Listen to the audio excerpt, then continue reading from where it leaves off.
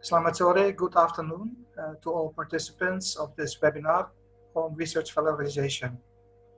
My name is Mark Bellen. I'm the director of the representative office of Leiden University in Indonesia, and I will be your moderator for today. Before we start the webinar, I would like to ask all participants to mute their microphone. The webinar presentations will be largely in English, but you can ask questions also in Bahasa Indonesia by using the chat function. Before I introduce the three speakers of today, I would like to thank the Directorate General of Higher Education of the Ministry of Education and Culture, in short DICTI, for reaching out to us with the idea of organizing a webinar on the very relevant and actual topic of research valorization. I would in particular like to thank Ibu Juniarti Dwi Lestari, Program Coordinator for Codification Affairs, Ibu Anis Apriliawati, Sub-Coordinator for Overseas Education, and the Director General of Higher Education, Professor Nizam, for his support. I now would like to give the floor to Ibu Anis, who wants to say a few words on behalf of DICTI. Silakan, Ibu. Terima kasih, Pak Merik. Assalamualaikum warahmatullahi wabarakatuh. Good afternoon to everyone, and good morning to Pak Merik in Leiden and Pak Rob Mayfield. Thank you for hosting this webinar. I would like to apologize that our Director General cannot join because there is another meeting. And also Ibu Juni, she said that she will join, after the meeting.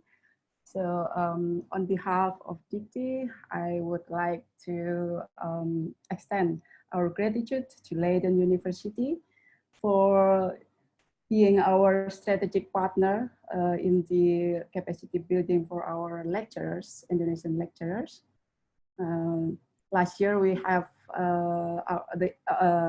our MOU signed on the postgraduate scholarship and also on any other activities for the advancement of our lecturers. So this activity is actually one of our efforts to enhance the skills of our lecturers to be ready to compete with their colleagues, especially the international colleagues, in the activities of research and also in the international collaboration, which is one of the purpose of DICTI's collaboration with the overseas partners. And the Minister of Education and Culture, Bapak Nadiem Makarim, recently launched the concept of Kampus Merdeka and Merdeka Belajar. So Indonesian lecturers now is not only have to involve in the teaching and learning process for their students, but also to have more collaboration with industry and also other private sector. So I guess that this activity is good for the Indonesian lecturers to get an insight of how to collaborate with industry sectors in terms of research and how to sell their research ideas to the industry.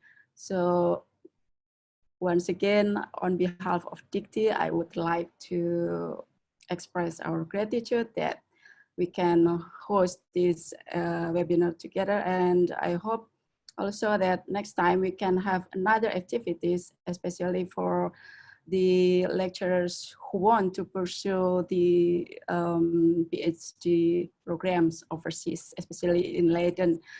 I would like to apologize to our Indonesian lecturers because this year DICTI didn't allocate some funding for PhD scholarship overseas due to the COVID-19 and also some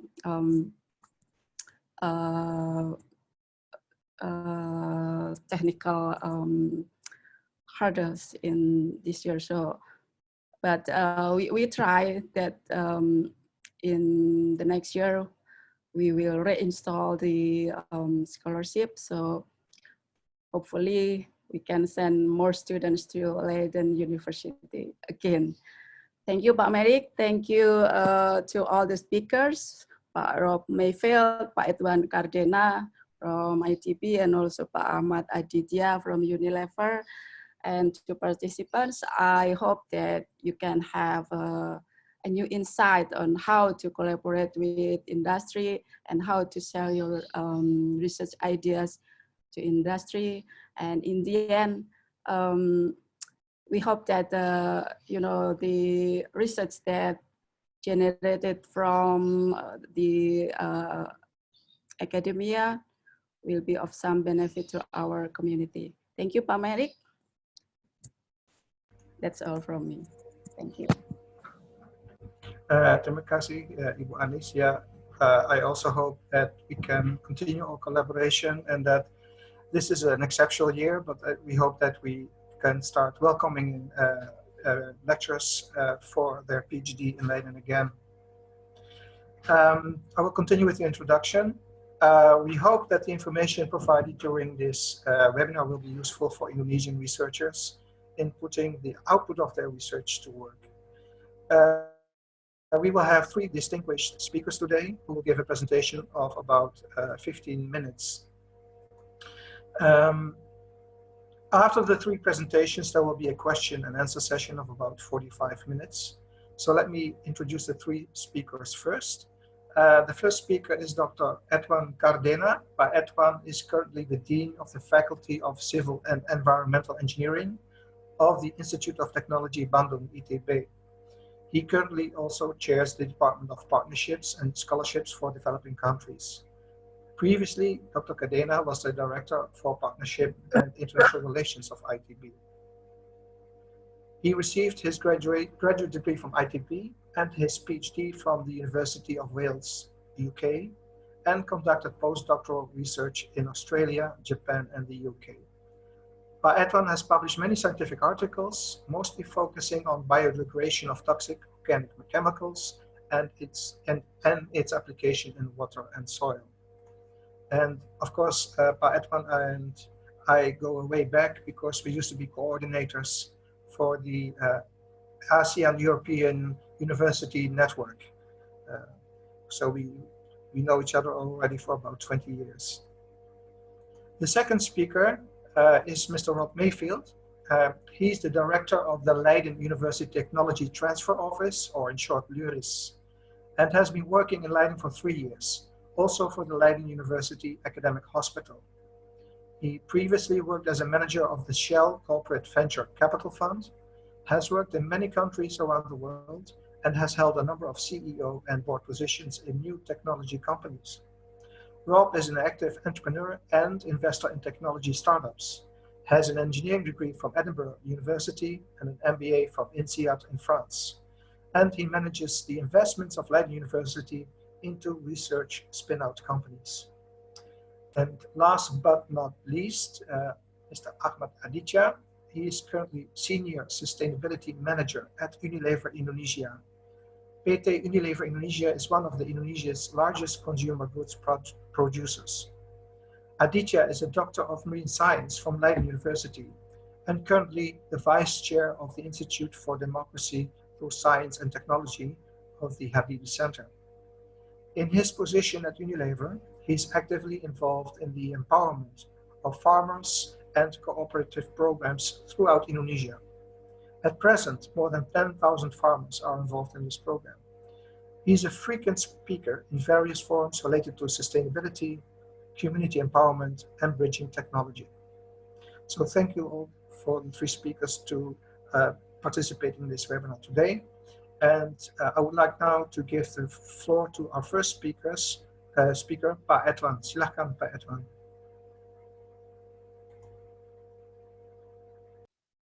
Thank you, Pak Marik, for the very nice introductions. Pak Marik has been my friend since, I think, 2003.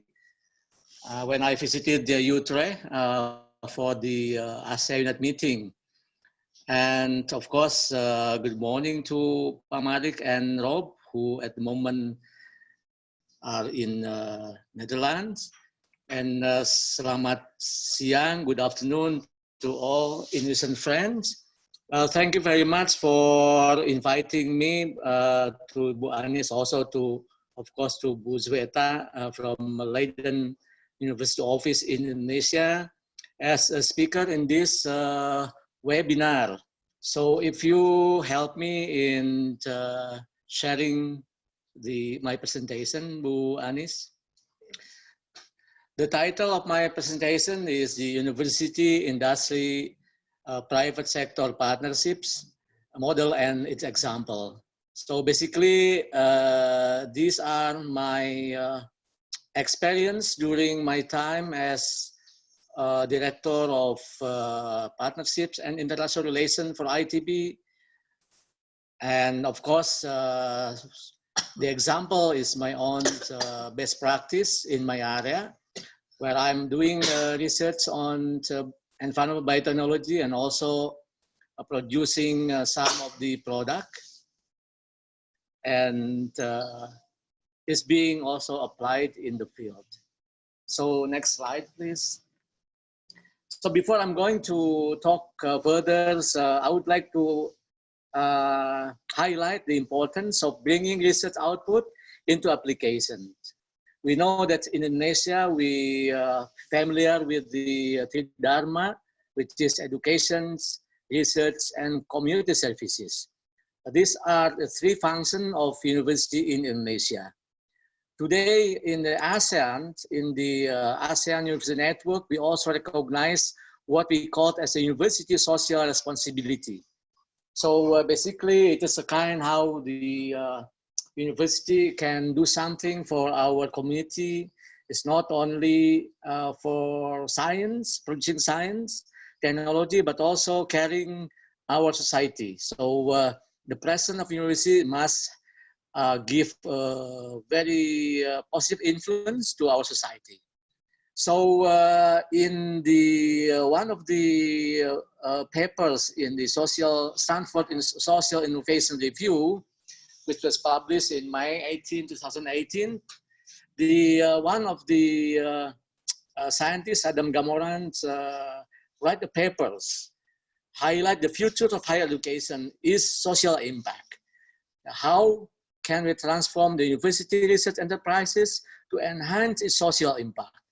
So I think this is, maybe some professors believe this is going to be a kind of the new wave in the university. Is not merely care about your ranking, yeah, in KS or in higher education supplement, but also how your university gave the positive impact on the social aspect in our community. So I think this highlighted that university is or should be no longer an Eiffel Tower. We have to give a positive impact to our society to make our peoples more prosperous because the presence of our university. So this is the slide is all about. The next slide, please. Now, I'm going to talk about the model, the cooperation between university and research center facilities or university, basically. Yeah, it's not only industry, but also could also be any private sectors, company, or government, whatever. Yeah. So I'm going to talk about the three models, and these are actually my experience during my time as the director of partnership of ITB for almost 20 years. So the first model, this is a kind of the cooperation between university and industries or private sectors, where the university share the resources to the industries. So university and industries working together, both in the facility of university and industries. Yeah, they do research, and we can also involve our graduates master's student or even PhD student to create the results of the research, which is new product. This new product will go into the market through that industries. Okay, and then that is the output of this cooperation. But beside the new product, we also produce the graduates, doctor or master, and of course, we can also produce a paper. So all this relationship between university and industries arranged by a kind of contract. So I think in many university, and I believe in your university also doing this kind of model, yeah. But the most important thing is that this is the industry university, but involving graduates. And then the second model is we do a kind of the problem solving, I call it the problem solving oriented research. So this is a kind of research which is market driven or problem driven.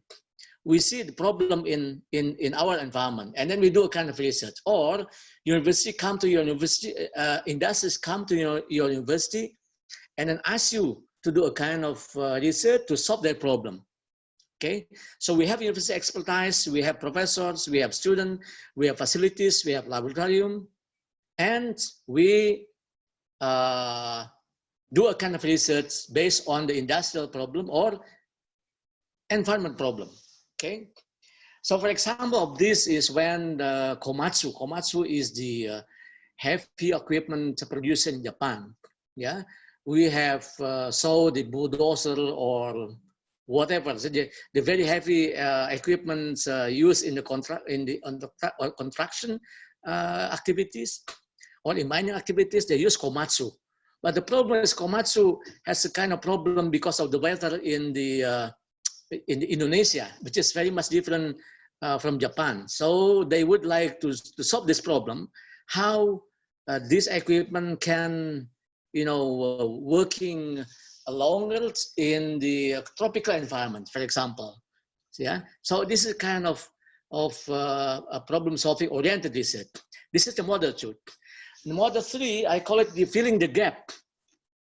We know that our graduates, in most cases can not be directly working in the working environments. There's some gap, yeah.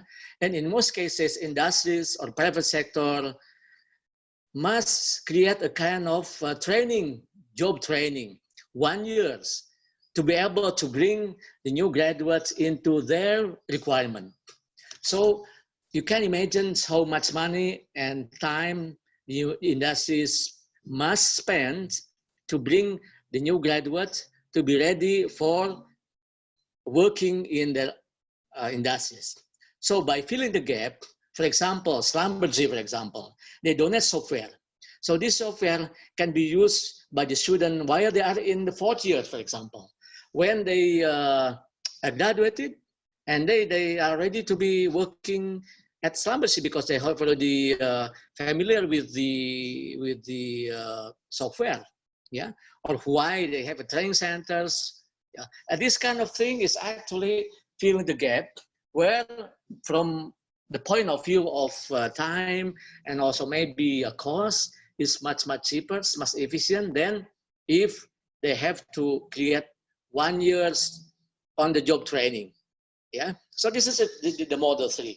So I think this is what we are doing at least in ITB, but I believe in also in many other universities in Indonesia. Now, the next slides, I would like to give you some example. This is my own example in my field. So the first example is searching for petrophilic bacteria, because I'm doing the environmental biotechnology. As Pak Marik mentioned, that my publication mostly on the toxification of toxic chemicals, mainly petroleum hydrocarbon. So this kind of research starting, next slide, starting by going to the field and then collect some bacteria and then bring the bacteria into the lab. We grow it in the plants, yeah, and then we select the best microbe and characterize, yeah. Next slide, please. Next slide. These are doing by my students. Yeah. From this work, I have already produced 2 PhD already, and many masters, of course, graduate and under bachelor student. Yeah. Now, from the lab, we bring it to the field. Yeah. So we produce a kind of pasture, either pasture or granulars bacteria. Yeah. And then this pasture granular, we pack it and we name it, and then we submit it into patent office to get the not going to, this is not the patent, but this is only the trademark. Yeah. So basically we sell it to the industries. Yeah. So when we bring it to the field, and then we liquidify this pasture, and then apply it in the field scale of reactor. Yeah, this is next slide, please. And these are a kind of laboratorium testing. This is laboratorium testing. But then next slide, this is also laboratorium testing. And these are the commercial product. Yeah, we have the grab bag. This is for industrial, for domestic, for petroleum, hydrocarbon. Yeah, it's not all. Yeah, Petra is mean the petroleum remitting agent. These are some of the product of my laboratorium, and we sell it already. And now it's being applied. For example, in the case of the petroleum spillages in Balikpapan, and currently also in Karawang, we are doing, we are applying these kind of things. And then next slide. This is the examples where the site in South Sumatra is polluted by a small river polluted by oil. Yeah, and we clear up. So like this. Next slide, please. This is the action in the field, but this is the planning. Next slide. This is the planning in my lab. Yeah. So some engineering, but also some laboratorium work. Next slide, please. This is the design of the tank. Yeah. And this is where construction were done, were carried out. And then we can see next slide, the bacteria solidified in the big tank. Yeah. This was actually from the pasta that we bring in the lab. Yeah. And then so this is the result. Yeah. So so the next slide, please. This is the second product, which is the biosurfactant research. And at least from this work, I have already published the three book chapters in US and Singapore, Spring Fairlock also. So this one is how the biosurfactant from the bacteria were tested in the lab. And then we also pack it in the commercial way, and then we apply it in the field. Next slide, please. I'm not sure if you can click on the pictures, because this is a video. Can you click it?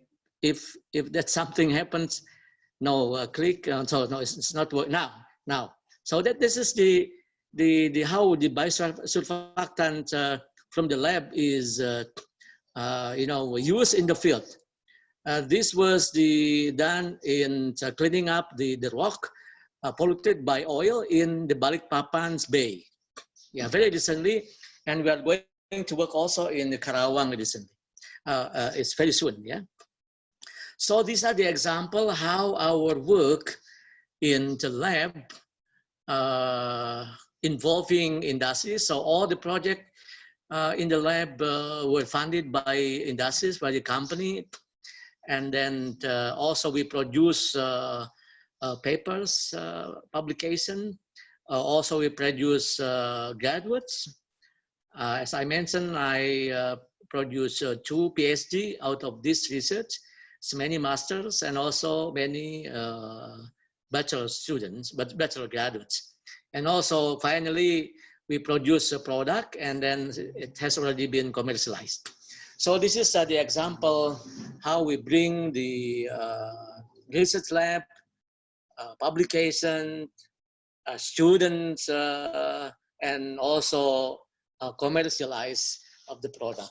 Also, the money, of course, some percentage goes to university, and some percentage also goes to the researchers. So I think that's all my presentation, Pak Marik. I hope is not over too much from 15 minutes. So thank you very much for your kind attention, and I give the floor back to Pak Marik. Terima kasih, Pak Marik. Terima kasih, Pak Edwan. I think it's a very impressive example of how research is put to work in a practical situation.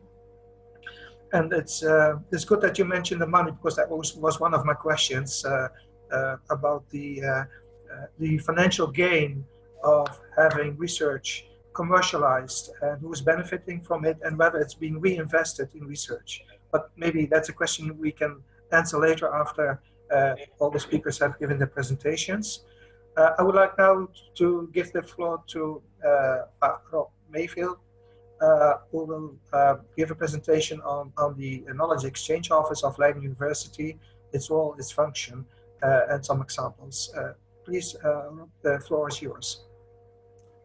Good afternoon. Thank you for the invitation. It's nice to be able to talk to so many of you. Yeah, I enjoyed Pak Edwan's presentation, because I, of course, originate from the oil industry and spent some time working in Jakarta in the oil field. So no, very interesting. I have some slides which I can share.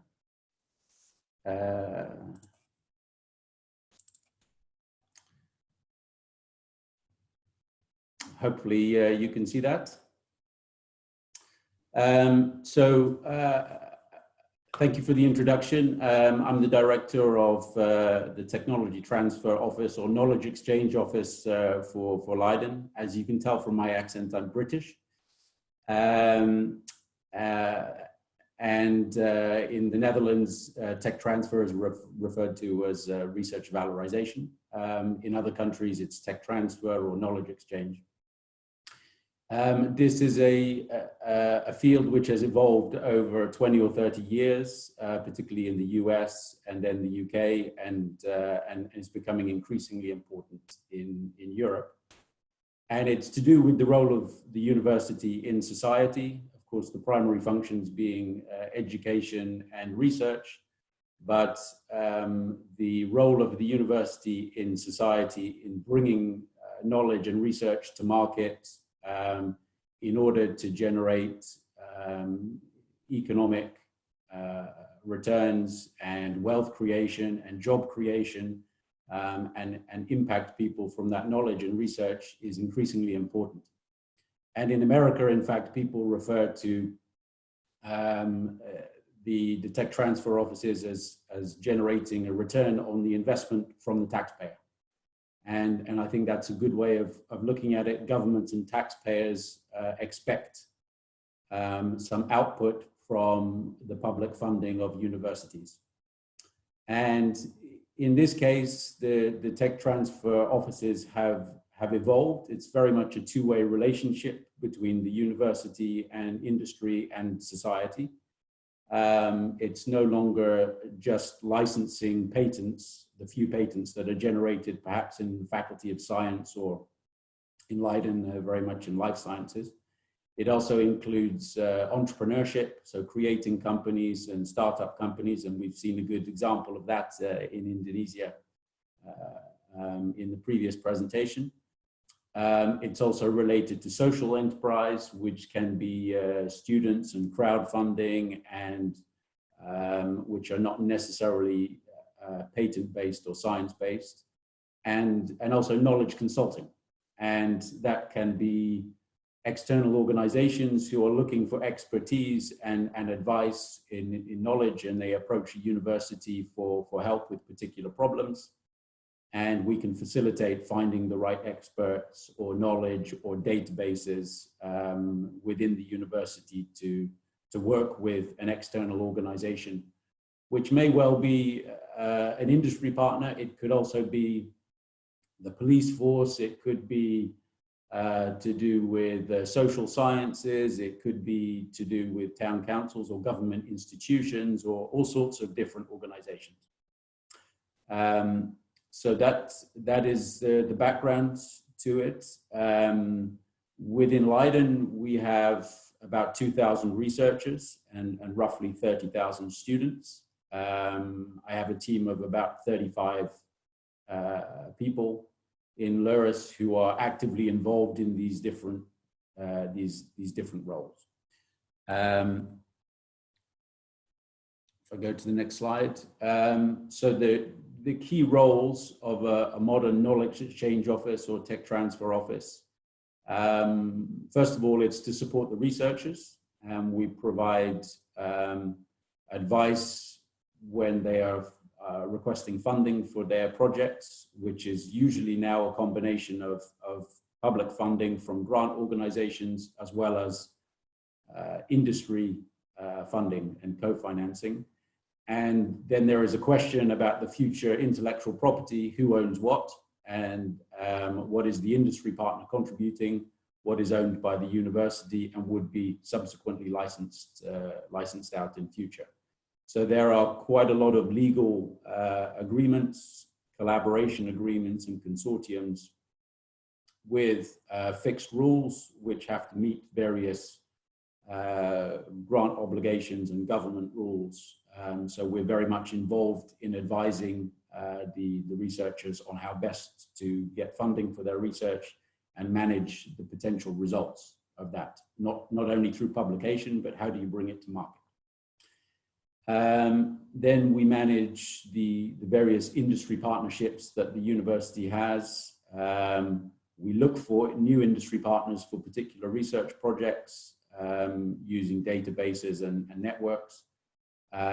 We negotiate the commercial deals and licenses or research related negotiations for projects.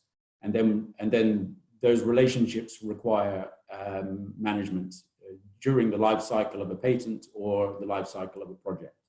So in Leiden, we have about 120 active industry partners all around the world, some of which are multinationals, some of which are startup companies, some of them are local SMEs.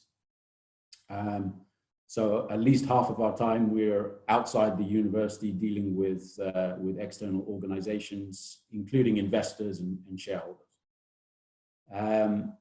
So the third key role is the management of the intellectual property, not only the patents, but the know-how, software, knowledge databases that we have. We pay for the costs of the patents. We decide which research should be patented and can be brought to market. And then we look for licensing partners or companies that we can develop those patents further. So the administration of those patents, and if there is litigation, also the defense of those patents are all decisions made by the technology transfer. The fourth role is related to creating spin-out companies. This is certainly more modern. So we have a lot of intellectual property, but relatively few entrepreneurs. Many researchers do not want to be entrepreneurs and leave the comfort and safety of a university job. So sometimes we need to create a company ourselves, transfer the intellectual property or the patent into that company, finance it with some early stage investments, hire a CEO and a management team to develop the business plan further. And the nice thing about entrepreneurship is that it's very involved in the local community, job creation, all sorts of interesting relationships, educational roles as well. And it has the ability to really sort of fast track a technology into the market in a very interesting way. So there's lots of interesting societal benefits from creating spin-outs and entrepreneurship, not only in job creation and wealth creation, as opposed to licensing technology to a multinational or an existing company that's less directly involved with the university. So we have a whole team of people who have investment expertise that work with spin-outs. Then there is a role which relates to compliance, and this is typically compliance to state aid regulations to make sure that the taxpayer gets a fair deal, and we're not just transferring technology to private individuals without a proper transfer agreement in place, but also sticking to university policies so that it's clear who is working for the university and who is working for a third-party business, to make sure there are no conflicts of interest, those type of issues. And then we also spend a lot of time teaching and holding training events to support researchers on how and when to patent their research, preferably not to publish it before they've patented it, which is a key thing for all researchers to understand, because you can't patent something after you've published it. But also teaching them about entrepreneurship and all of the different issues about dealing with industry partners. There tends to be quite a significant gap between a research project being quite early stage and industry wants something much further developed. So there's a big gap in the middle, which is where we are very much involved in bridging that gap and trying to get the technology further developed into the market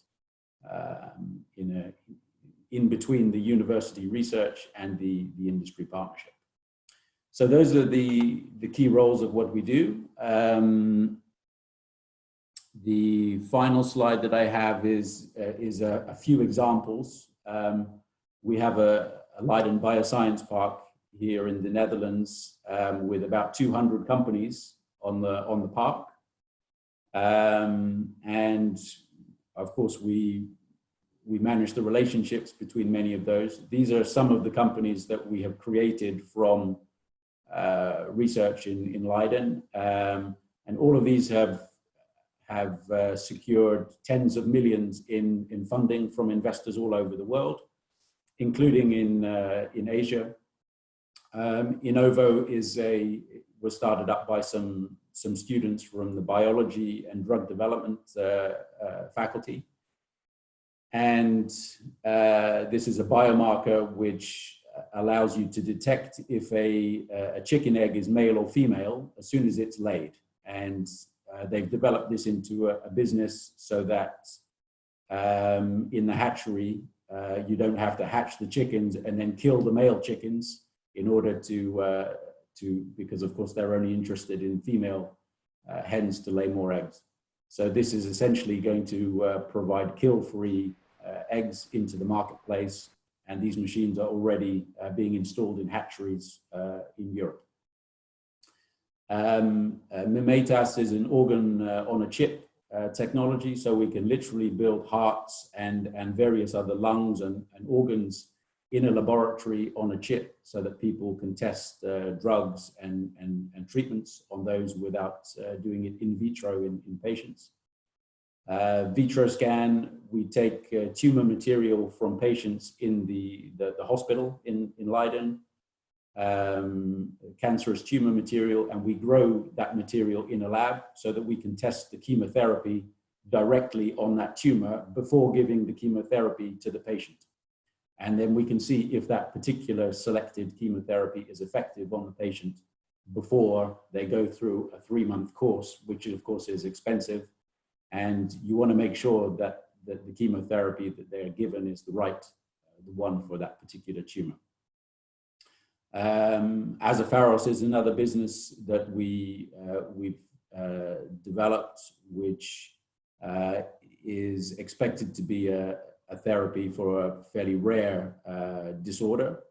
Zobio is another diagnostic technology which uses the facilities and the NMR facilities from our chemistry facility.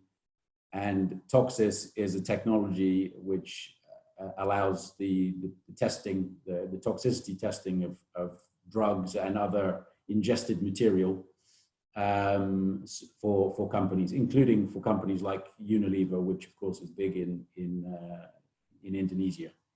So these are a few examples, and we are supporting those businesses not only through the licensing agreement of the patents, but also as shareholders and investors, and bringing that technology to market, making sure that the end result is what the university had intended. Yeah, that's a summary of our work. So if there are any questions, of course, I'd be very happy to take them. Okay. Thank you, Rob, for the introduction to Luris. I have the impression this is only top of the iceberg, probably. As you mentioned, you have connections with 120 industry partners. The office is quite big with 35 people.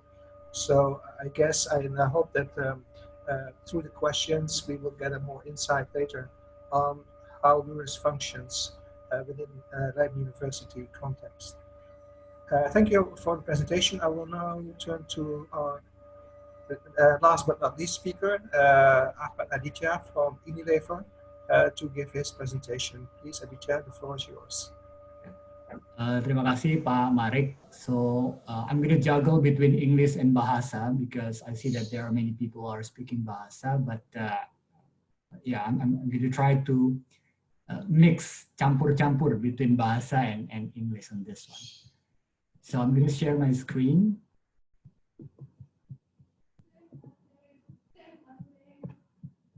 Yeah. So can you see it?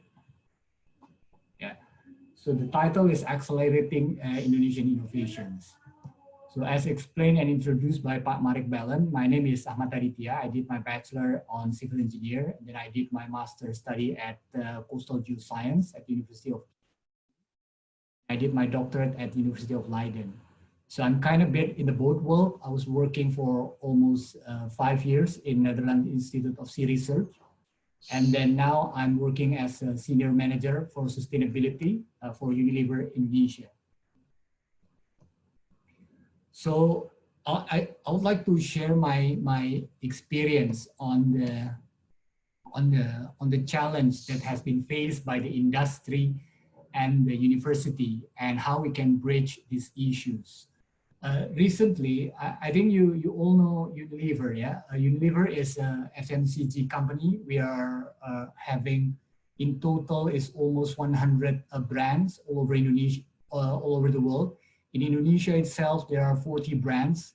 So a little bit advertising here. So like Rinso, Lux, Clear, Kecap Bango, Molto. So all of that are Unilever products. Every day, our product has been used for 2.5 billion people in the world. So if you're looking at your kitchen or looking at your bathroom, you will find that most of your daily product is Unilever's product. Yeah, one of the challenges that Unilever has is, I would like to give an example how there are an opportunity and also there is a challenge between the industry and the university and how we can bridge these issues. Maybe not so many people knows that Unilever, like a couple of weeks ago, has already made a global commitment that in 10 years, Unilever would like to support sustainability programs, promoting no deforestation, reducing GHG emissions. And as Unilever Global, we are committing $1 billion. And we are inviting many people to support and working together with Unilever on how to build this ecosystem of sustainability.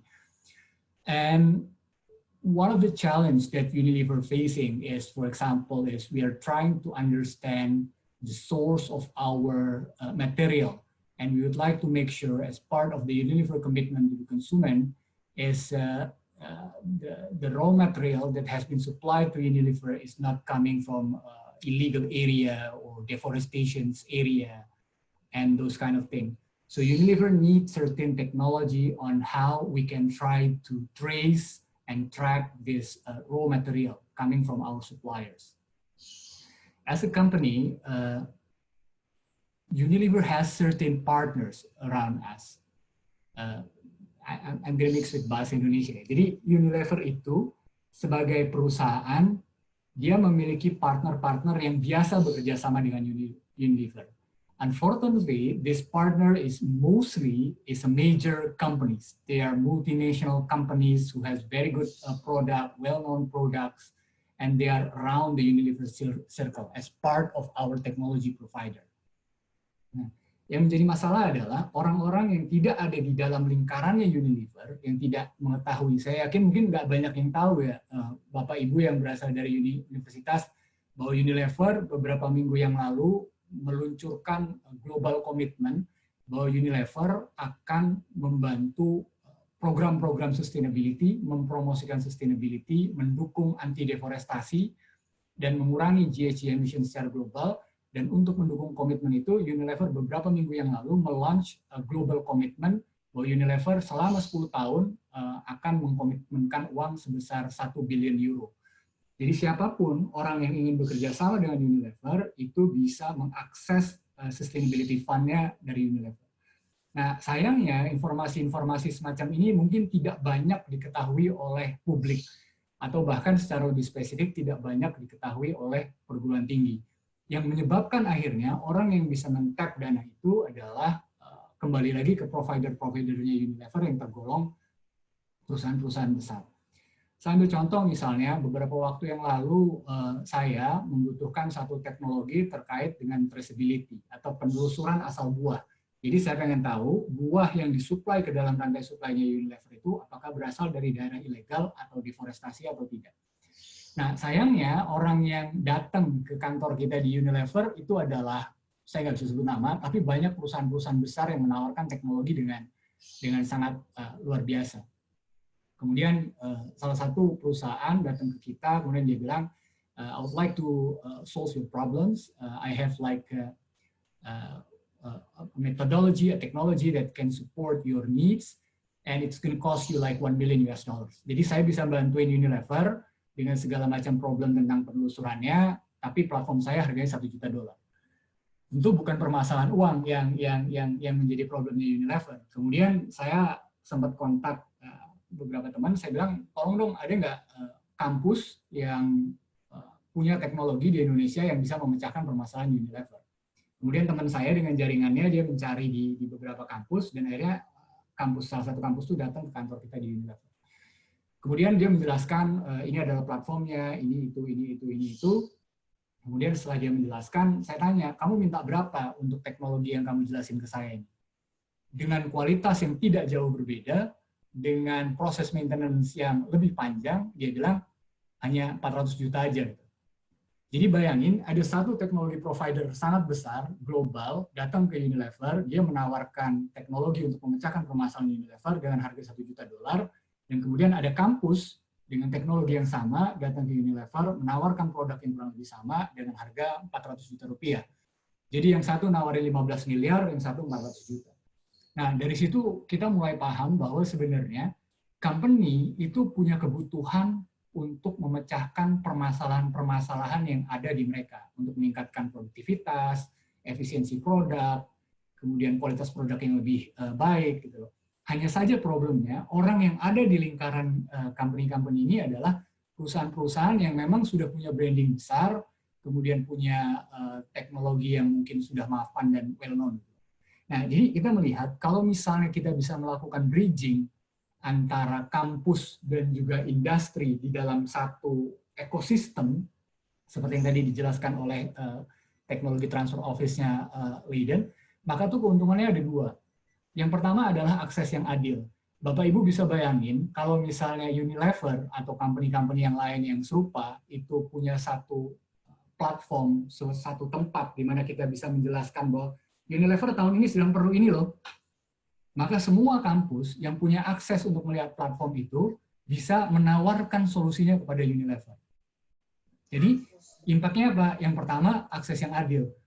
Jadi Unilever as a company, bukan hanya Unilever ya, tapi perusahaan-perusahaan yang ada di ini bisa menjaring, meng-outreach lebih banyak kampus-kampus untuk terlibat membantu memecahkan permasalahan-permasalahan yang ada di perusahaan.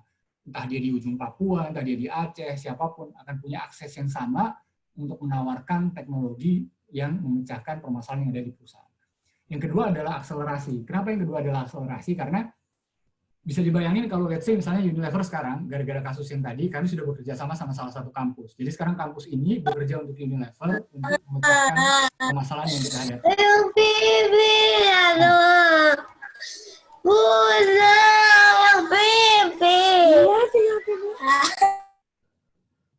Ya, jadi maksud saya yang kedua adalah akselerasi. Jadi kalau misalnya nanti tahun depan Unilever punya kebutuhan yang lain, maka Unilever akan punya banyak katalog vendor teknologi yang bisa membantu Unilever untuk memecahkan permasalahan. Nah, jadi kalau kita bicara akselerasi inovasi, itu ada beberapa stakeholder-nya di kampus, mulai dari PPM, penelitian mahasiswa sendiri, pusat teknologi, atau teknologi kompetisi. Nah, saya melihat dari kasus tadi, satu, ada peluang besar untuk kampus melakukan bridging untuk menjawab kebutuhan-kebutuhan untuk setiap industri yang ada di Indonesia.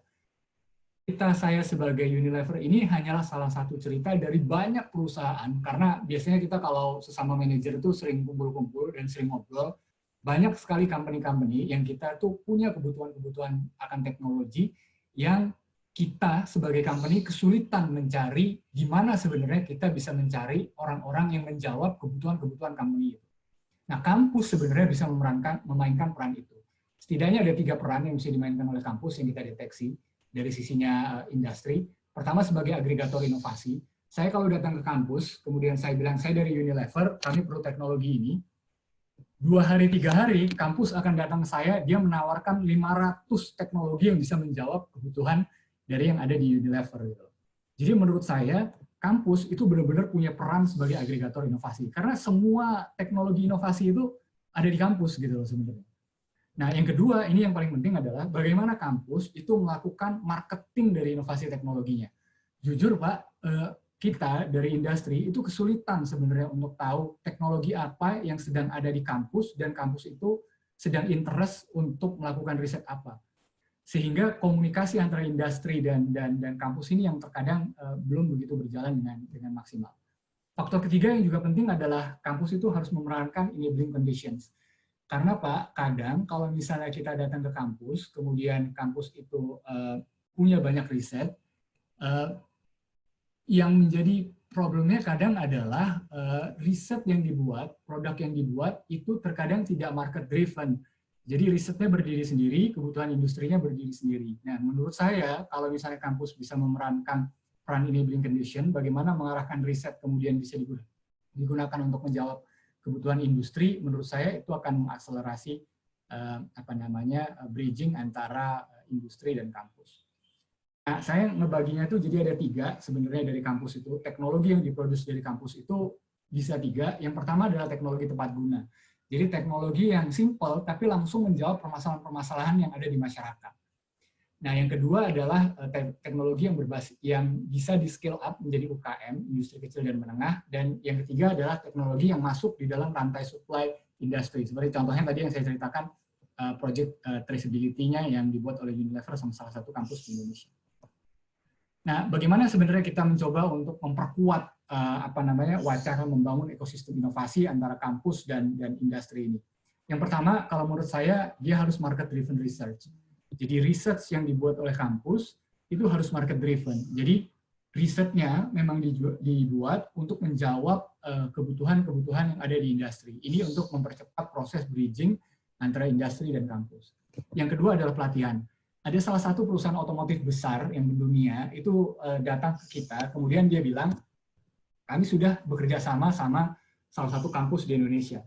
Kami bantuin mereka risetnya, kami bantuin mereka membuat gedungnya, kita beliin alatnya. Tapi ternyata salah satu gap yang ada, cerita dari perusahaan otomotif ini adalah pemahaman tentang operational ataupun supply chain yang ada di satu perusahaan itu tidak terinformasikan secara baik ke kampus. Sehingga itu jadi salah satu gap ketika riset produknya sudah keluar dan akan dipakai di dalam rantai supply satu perusahaan, itu juga kadang menjadi kendala karena banyak adjustment-adjustment yang dibuat.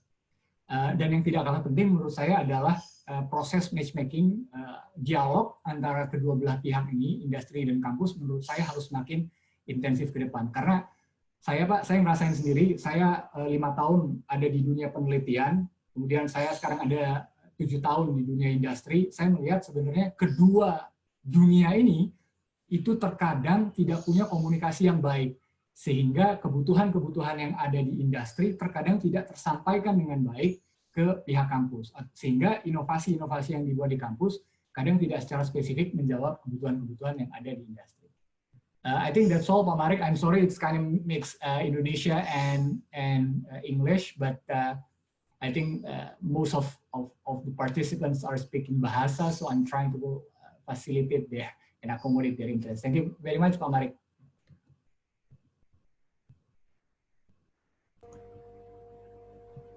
Ya, terima kasih Aditya tentang for the presentation. Saya juga mulai agak gaduh-gaduh sekarang, campur English and Indonesia. But I think it's good that you did it bilingually, so that also your information bisa diserap oleh yang masih mungkin telinganya belum biasa dengan bahasa Inggris yang cepat. I think your presentation was quite interesting from the perspective from industry, especially how to link to company needs and research being done at university level. I think I already see in the chat that some questions are raised about all three presentations. I will try to capture some of the questions and invite one or two or even all three speakers to comment on some of the questions that are being asked. Let me check.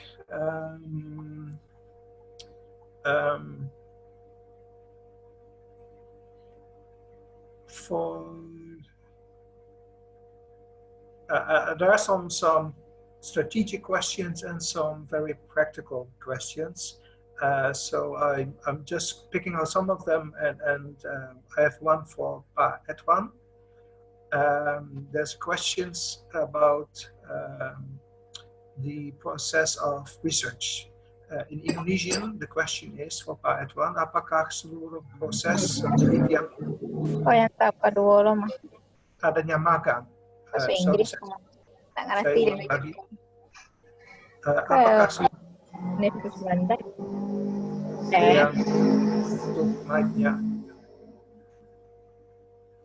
Apakah seluruh proses penelitian tersebut dimungkinkan adanya magang? So if in process of research is there an opportunity of also doing internships? This is a question from Esti Ismawati for Pak Edwan. Marek, shall I respond directly? Ya, boleh. Okay. So I have also read some of the questions in the chat room addressed to me. Regarding magang, of course, my lab is open to any researchers who would like to do a kind of magang. But of course, this will be depends on the room availability in the lab. At the moment, ITB is still in lockdown.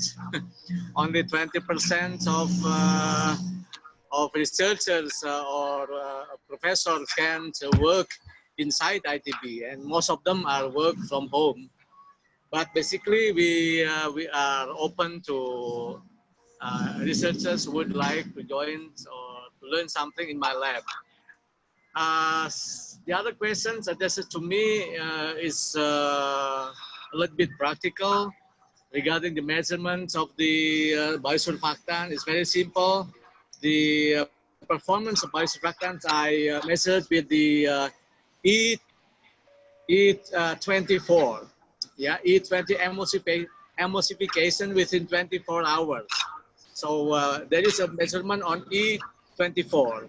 If E24 is 100%, meaning that your quality of biosurfactant is good. So that's what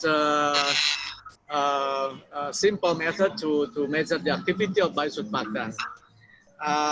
Purified for the field work, I don't purify the biosurfactant, but for scientific purposes, I normally converted into the crystallization. So I make the crystal from biosurfactant. So I think that's all from me, Pak Marik, as far as I can read in the chat room. But of course, I will be very happy to answer more questions. So thank you. Terima kasih, Pak Edward. There's one question which also I think came up in all three presentations, is the bridging between university research and company. Actually involving the matchmaking, the bridging. Also, Aditya mentioned this, that the matchmaking is also a hurdle. So how is Luris dealing with the matchmaking? How is ITB doing the matchmaking? And does Aditya have a solution of how to make the matchmaking more efficient? To connect industry with the output of research and the other way around, so that we have a two-way street. I would like first to ask what his opinion is of how to make the matchmaking more efficient. Silahkan.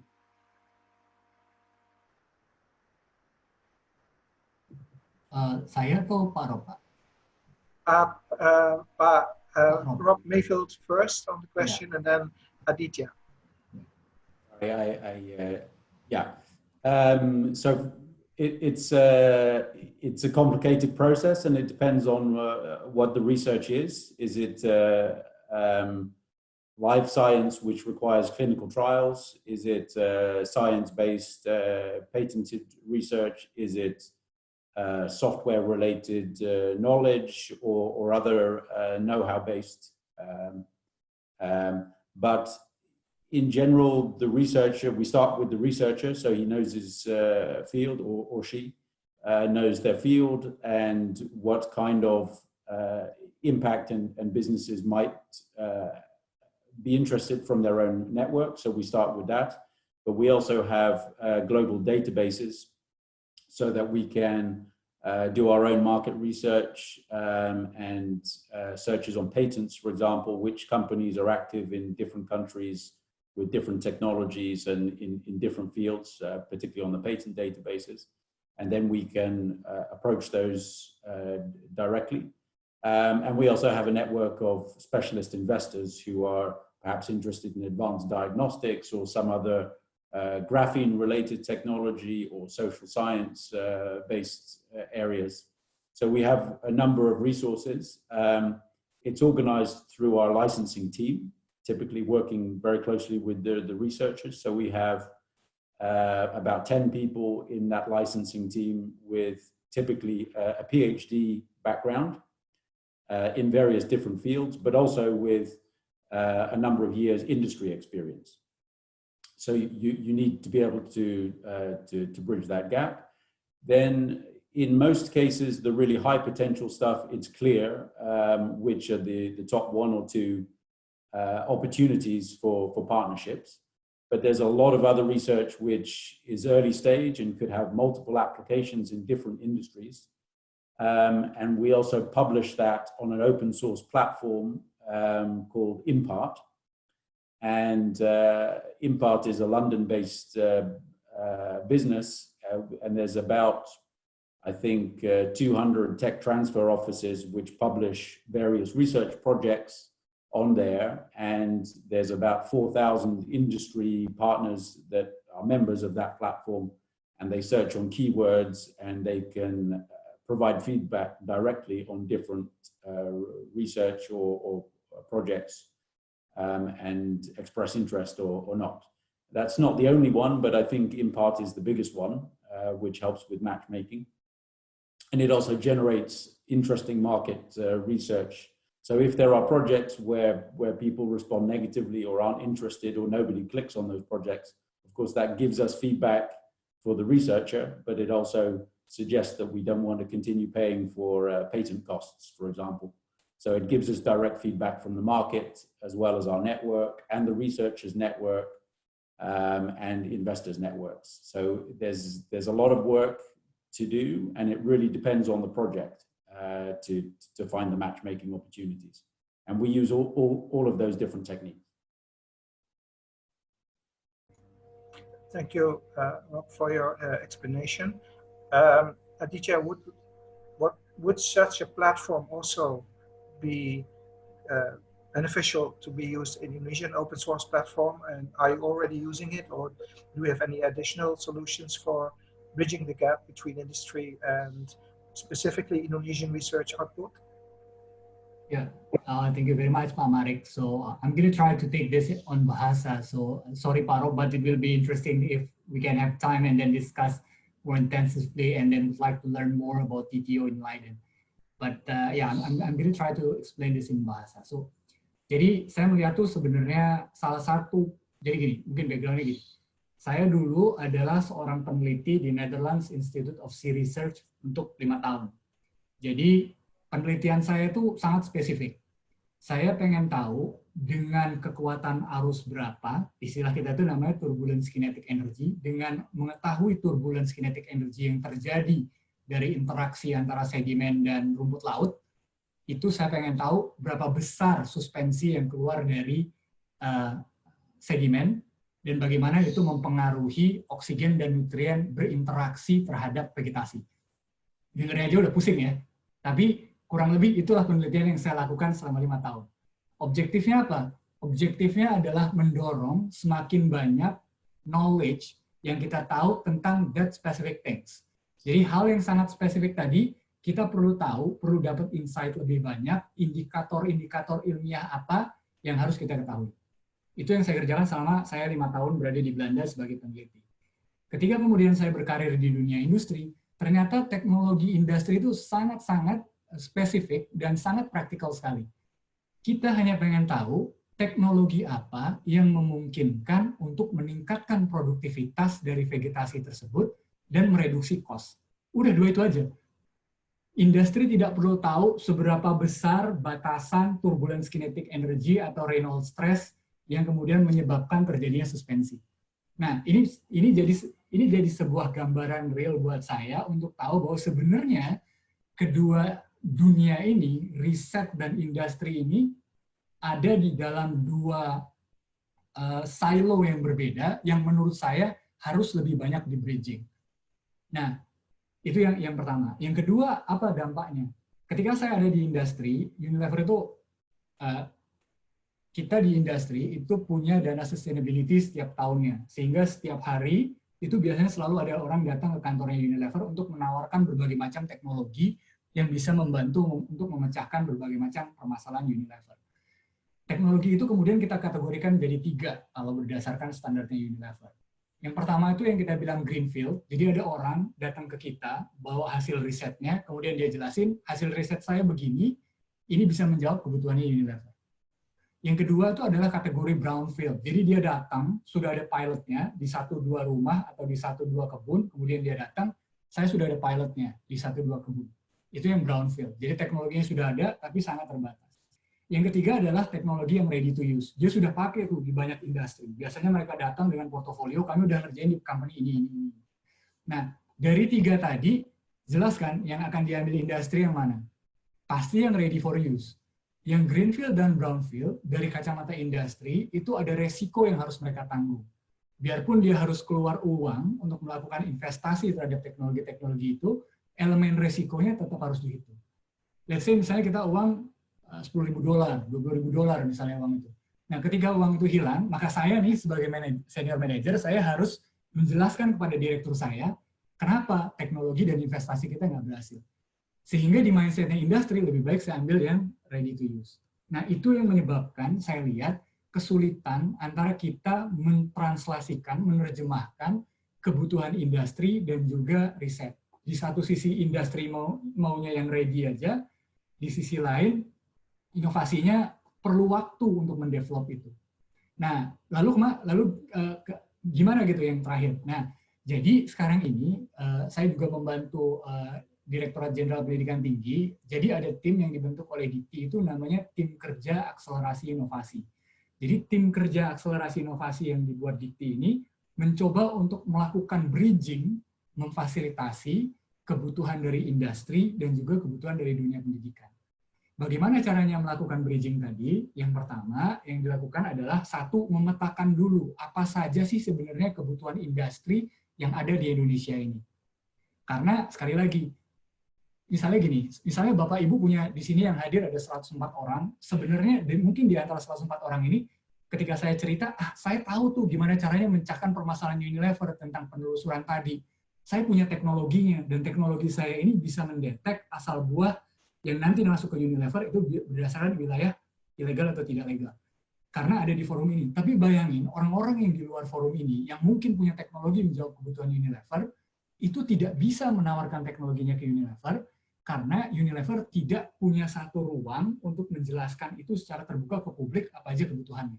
Jadi sekarang yang lagi dikerjakan adalah memetakan kebutuhan-kebutuhan industri untuk meningkatkan produktivitas mereka, mengefisiensikan cost-nya mereka, itu yang sedang dikerjakan sekarang. Nah, setelah kebutuhan-kebutuhan industri ini terpetakan, maka itu harus ditaruh di dalam ruang publik yang semua orang, semua kampus bisa mengakses kebutuhan-kebutuhan industri tadi.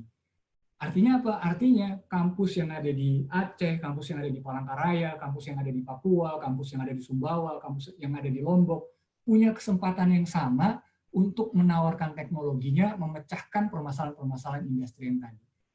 Dampak lebih jauhnya apa? Riset itu akan menjadi market driven. Karena dia tahu ketika dia melakukan riset, dan riset itu memecahkan permasalahan industri, ada added value ekonomi yang clear dan jelas terhadap riset yang dilakukan. Maka itu akan jadi insentif untuk riset berkembang lebih cepat dan lebih terarah ke depan nantinya. Jadi menurut saya gitu, Pak.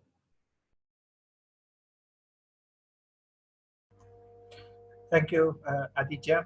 I'm not going to make a compilation of the whole Indonesian version into English, but one of the things you mentioned is that as a endeavor to bridge the gap, you are part of a working team at the Ministry of Education to make an inventory of the needs of the industry and how to match that with the output of research at universities.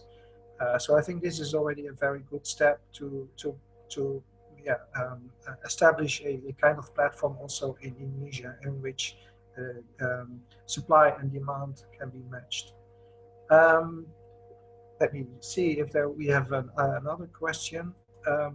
Well, this is to buy some time to read the questions. A question for me too. Pak Marik, Yeah. Can I add some? Boleh? Ya, silahkan. Yeah, I would like to add to the issues of how we can start creating contact between us or university with industries. Actually, there are many ways to initiate the contact. Basically, we have to expose ourselves. We have to expose our expertise to the industrial community. One of the ways is actually we can create what we call, what I call actually a kind of the partnership with industries forum.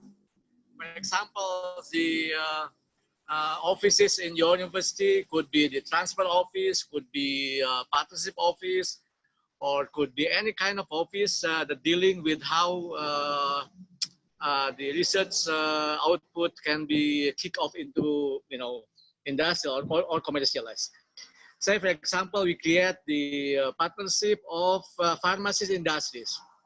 Yeah, so we invite all people from industrial pharmacy come to our campus in the very relaxed environments. Maybe if you have restaurant in your campus owned by your campus or hotel owned by your campus, and we create a kind of gathering. Yeah, there's some music or some food, and we can just talk, yeah.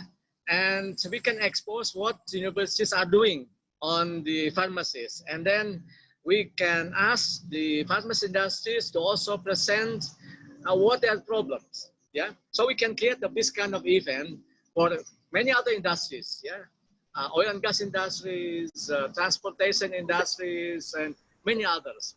And then by this kind of things, then you can start, matchmaking between the need of industries and your work in lab. Yeah, so then the market-driven research can be started. That's one way. The other ways is through the partnership or connection with the government. Yeah, in my field, I have a kind of good connection with people from environmental office, for example.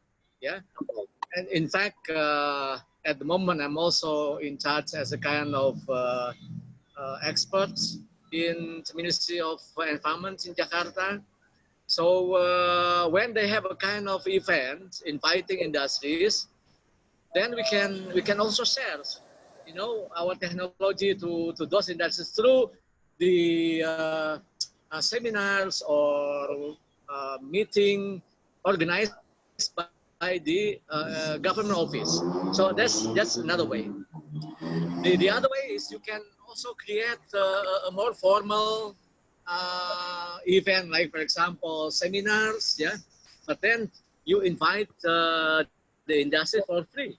Yeah, so in the seminar you can promote that you have this kind of technology, you have this kind of efficient method or whatever to your industry target, and then you invite them to university and you present something. Yeah, and another way is also through your alumni. So I have many students working in industries, and because we have very good relations during their work in the lab, if they have kind of problem, they always come back to universities. So many of my project or my connection with industries initiated by this kind of relationship. So actually, many other ways, basically we have to expose ourselves to industries, yeah. And then from that one, we can start doing a market-driven research, but we can do a little bit deeper to a kind of a more scientific way, so we can also produce papers, yeah. So industries doesn't care about the too many scientific aspect. They care only if they solve the problem, that's it, yeah. But apart from that, because we are an academic community, we need to publish papers. Then so we carry on the work into, a kind of having a certain level of academic papers. So we produce papers, we produce graduates, we have a contract with industry, so everybody happy.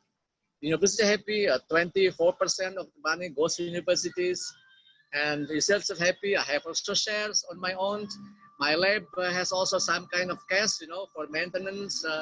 So this kind of thing actually can be created in many aspects or in many fields. Yeah? So that's only my, additional information, Pak Marik. Thank you very much. Thank you, Pak Edwan. Yes, I think you're right. There are, of course, many other initiatives that can be introduced to bridge the gap and to inform relevant participants in the academic and non-academic world. I do agree with also your comment on the importance of alumni, because they are the result of the education that you provide to them, and most of them, if they're not academics, will, especially if you are a technological university, will end up in the industry. If I see the result and the output and the successes of the transfer offices, I see it's mostly in the field of biomedical, pharmaceutical. How about social sciences, humanities? Can tech offices also provide a role for commercializing research that come from the non-science faculties? Which I would like to ask to Pa Rob and then to Pa Edwan. So the simple answer is yes, it's possible, but it tends to be not very commercial. It tends to be an exchange of knowledge between external organizations, some of which are government organizations, some of which might be industry, and the academic researchers or specialists, or providing access to databases that we have developed, of course, at the university. So it tends to be a knowledge exchange, which is a service fee. And we would tend to, for example, charge a third party the full economic costs, so the cost of the people and the access to the facilities, the overhead costs of the university. They would pay for those the time and the services, and that money can be used to progress research further. So it's commercial as a commercial service, if you like. Some of it might be also an industry-sponsored research project where they pay us a fixed amount of money to study a particular issue and write a report at the end of it. But it tends to be more like consulting work than commercialization of a particular research result. And the social sciences in particular in Leiden is very big and focuses very much on adolescent and youth development, and they work very closely with the police and the gemeente and the government in how do you handle disrupted development of children and adolescents, and so that has a social impact and that can be scaled up in principle into other countries, that knowledge, but it's not so much a commercial exercise as a social impact exercise. Thank you. And of course, also that's part of the job of the university in terms Absolutely. of social and of course, we help with those kind of service agreements and to make sure that the process is handled. So that is part of the knowledge exchange office's work. Yeah. Thank you. Edwin, as a technological university, I think. Yeah, actually, if we see the polarizations of the research result in a broader way, in a broader sense, it's not only commercializations, but we more see it as a kind of the social impact, just like Rob mentioned, or in my presentation, that university matters in the future is its social impact. Actually, the applications of the social science, humaniora research is actually very much open, Pak Marik, to be implemented in our society. And the result, I think, is not really kind of output, but I think the outcome is much more greater. For example, many technological application is not merely the problem of the technology and sich, but there's more toward the social problem.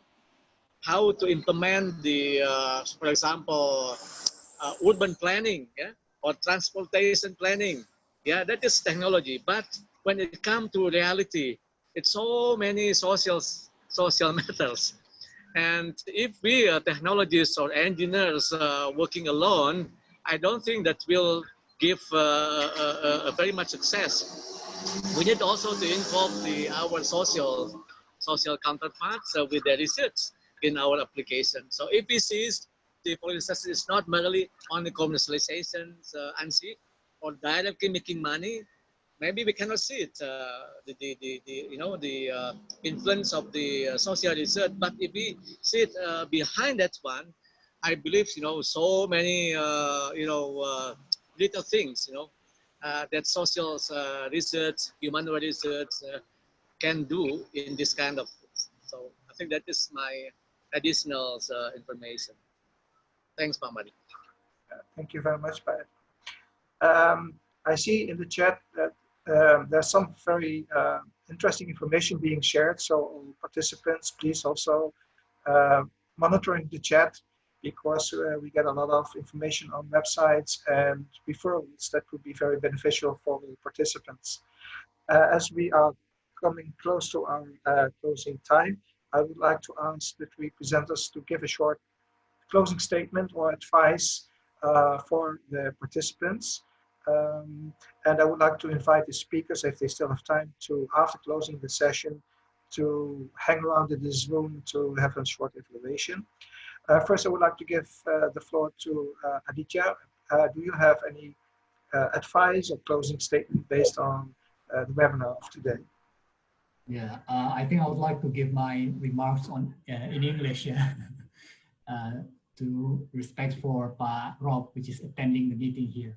So I think the issues of bridging innovations between the industries and also with the universities is not an easy job, because it's totally, it's not totally different, but it's a different environment and ecosystems in Indonesia and in the Netherlands, for example.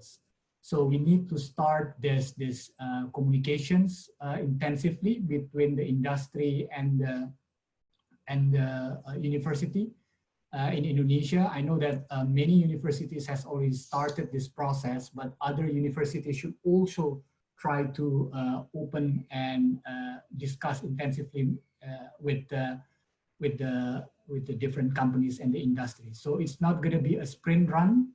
It's not 100-meter runs. It's going to be marathon running. So everyone should join this marathon running and try to build this ecosystem pieces by pieces. Yeah, thank you, Pak. Thank you, Aditya. I would like to give the floor to Rob to make a statement, closing statement. Yeah, I think I share those comments. There is an enormous difference between different regions, different continents in how they approach this. But the role of university and academics in society is certainly becoming increasingly important, and I think industry wants to partner more with academic institutions, and I think taxpayers and governments expect more wealth creation and job creation and social impact from universities. So that is increasing around the world. Leiden is certainly not the best in the world at it, so I benchmark myself all the time against organizations in the US and certainly in Europe.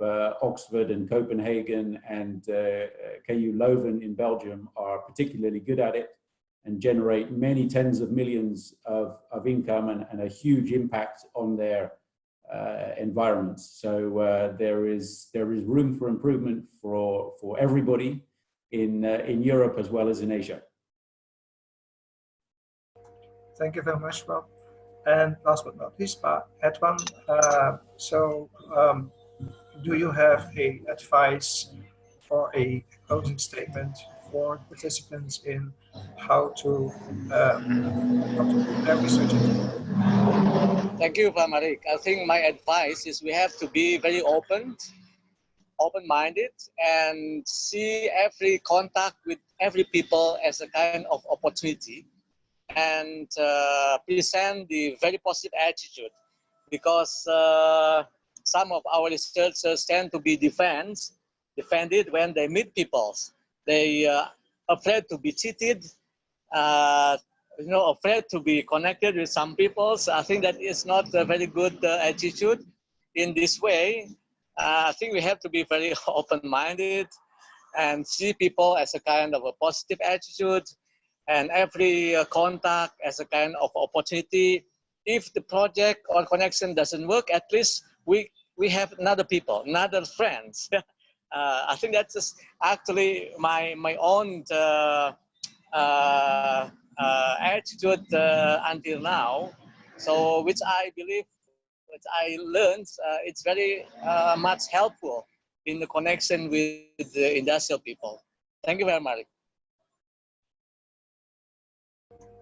Terima kasih Pak Edwan. Terima kasih semua participants untuk mengikuti webinar ini. Saya minta maaf kalau ada kekurangan dalam presentasi hari ini. masih banyak pertanyaan yang maaf yang belum bisa dijawabkan atau terjawab karena kekurangan waktu. Tapi webinar ini direkam dan bisa dilihat kembali nanti. Saya mau terima kasih kepada semua presenter. Saya merasa ini webinar yang sangat interesting. I'll switch to English. I'm thanking all the presenters for joining for joining us in this webinar. I think it was a very useful webinar and a very good platform for information sharing, and actually it tastes for more. So I hope that also the presenters will keep in touch with each other to see whether even through this webinar we could establish some collaborations. I would like again to thank the Ministry of Education and Culture, specifically the Director General of Higher Education for making this webinar possible. And I, of course, looking forward to our next cooperation. Maybe Ioannis, maybe you would like to give some final closure of this webinar. Yeah, thank you, Pak Merik. Well, I would like to thank all the speakers, Pak Rob Mayfield, Pak Aditya, Pak Edwan, for taking your time out of your busy schedule to join this program. And of course, I would like to thank Leiden University for supporting this program. Pak Merik for being, a nice friend for these past years since, your period with Nufik-Neso. And I hope that perhaps we can, next time manage to deliver another program in the umbrella of our talent scouting program. And we will discuss about it later in details next time. So thank you to all the participants as well for, joining this program. I hope the information you got from this webinar will be of some use of your future endeavor. Thank you so much, Pak Merik. Okay, thank you.